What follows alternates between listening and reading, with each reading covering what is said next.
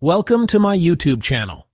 Today, we're diving into one of the most defining conflicts of the modern era, the Afghan Jihad. This wasn't just a war fought in the mountains of Afghanistan, it was a war that reshaped global politics, fueled new ideologies, and changed the course of history.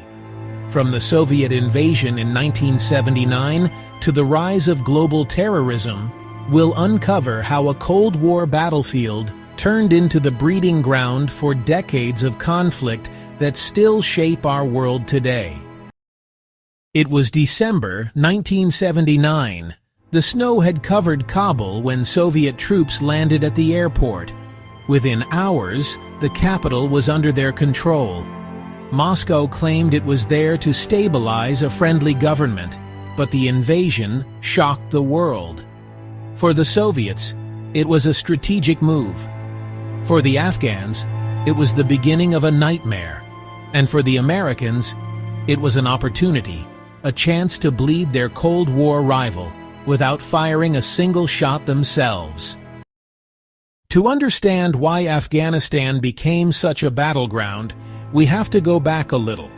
For centuries, Afghanistan had been a crossroads between empires, between Britain and Russia, between East and West. In the 1970s, Afghanistan managed a fragile neutrality, taking aid from both the United States and the Soviet Union. But in April 1978, that balance broke. The Communist People's Democratic Party of Afghanistan took power in what became known as the Sour Revolution. The new regime, led by Nur Muhammad Taraki and later Hafizullah Amin, promised sweeping reforms. They redistributed land, promoted women's education, and banned old tribal customs. To Western eyes, these reforms looked modern and necessary, but to many Afghans, especially the rural and religious population, they were an assault on tradition and Islam itself. Within months, rebellion spread across the country. The communist government responded with arrests, executions, and bombings, driving even more people to revolt. The Soviet Union watched in alarm. It feared that if Afghanistan's communist government fell, Islamic revolutions could spread into its own Muslim-majority republics in Central Asia. William Maley writes in The Afghanistan Wars that Moscow decided to intervene directly, believing it could quickly restore order. But what the Kremlin thought would be a 6-month mission turned into a decade-long disaster. When Soviet tanks rolled into Kabul, Washington saw its chance. The United States had been humiliated in Vietnam just a few years earlier.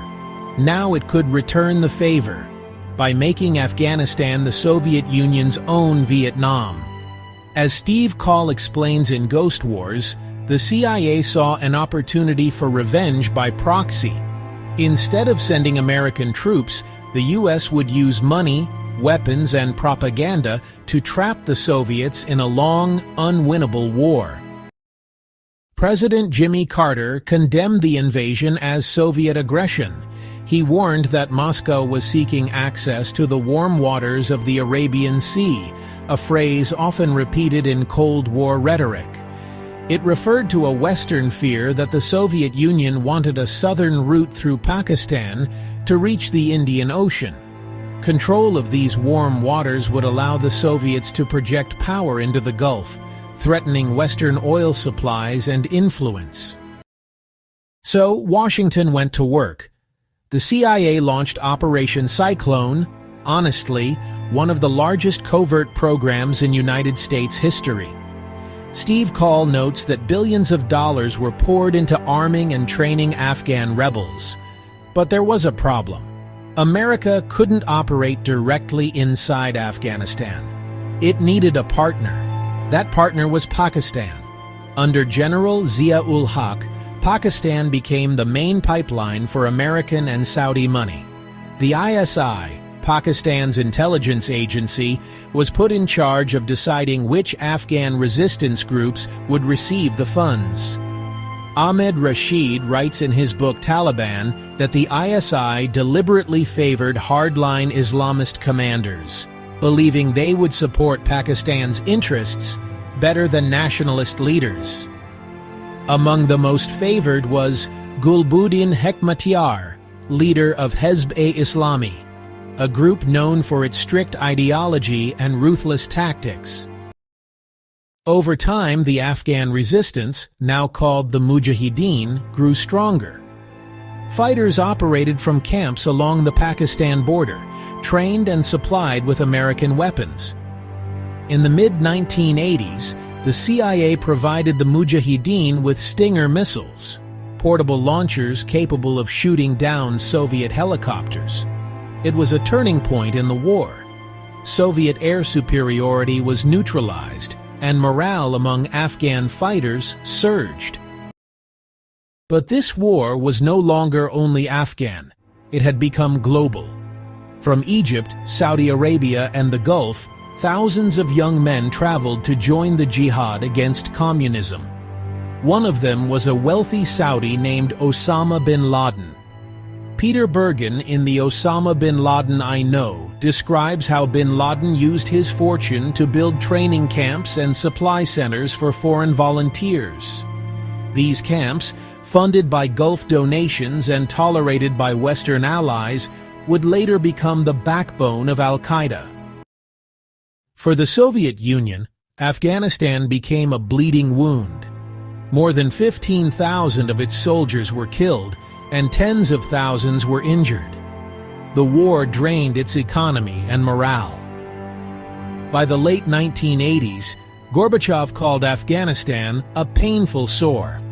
In 1988, the Geneva Accords were signed, and by February 1989, the last Soviet troops crossed the Amu Darya River, leaving behind a devastated country.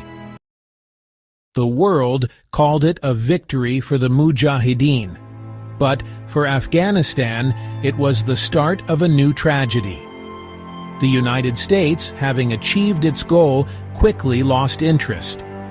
As Ahmed Rashid writes, the Americans closed their offices in Islamabad and walked away, leaving behind thousands of armed groups with no common purpose. These factions soon turned their guns on each other. Kabul was reduced to rubble once again. In 1994, from the chaos, emerged a new force, the Taliban. They were mostly students from religious schools in Pakistan. They promised peace and the enforcement of Sharia law. Many Afghans, exhausted by war and corruption, welcomed them. Within 2 years, they controlled most of the country, but their strict rule isolated Afghanistan internationally. The Taliban also provided refuge to Osama bin Laden. Bergen notes that bin Laden had returned to Afghanistan by then, planning a new war, this time against the United States. The result was the attacks of September 11, 2001. The United States invaded Afghanistan, toppled the Taliban, and began its own 2-decade war. Ironically, the same mountains that had buried the Soviets now trapped America in its longest conflict. After 20 years, the United States withdrew too. Just like the Soviets, it left behind destruction, disillusionment, and a resurgent Taliban. William Maley writes, Afghanistan was a victory that destroyed its victors. The story of the Afghan Jihad is not a simple one. It was never purely about religion or freedom. It was a game of power, played by superpowers, fueled by ideology, and paid for in Afghan blood. What began as a Cold War rivalry ended by creating global terrorism, changing the world forever. If you want more in-depth stories like this one, don't forget to share this video, subscribe to the channel, and help us reach more people who want to understand the real history behind the rise and fall of nations.